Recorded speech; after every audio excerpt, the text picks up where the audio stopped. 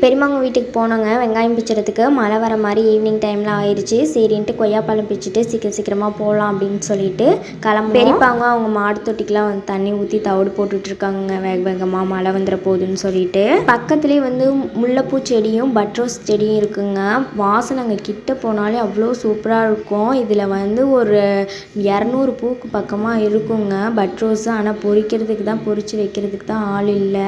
மடைக்கு பக்கத்துலேயே வந்து செடி இருக்காங்க. எந்நேரமும் வாய்க்கால் தண்ணி போயிட்டே இருக்கும். அதனால தான் இவ்வளோ செழிப்பாக நிறைய பூ பூக்குது. இதில் மடையெல்லாம் கேள்விப்பட்டிருக்கீங்களா இல்லையான்னு தெரியல. தொட்டியெல்லாம் விட்டு தொட்டியில் தண்ணி விட்டு அதுக்கப்புறம் எடுத்து விடுவாங்கன்னு சொல்லுவாங்க. அது மாதிரி வந்து இந்த மடையில் வந்து மண் போட்டு வச்சுருந்து அதுக்குள்ளே பாய் போட்டு விட்டு அதில் தண்ணி விட்டு அதுலேருந்து எடுத்து விடுவாங்க தோட்டம் வெள்ளாமைக்கு.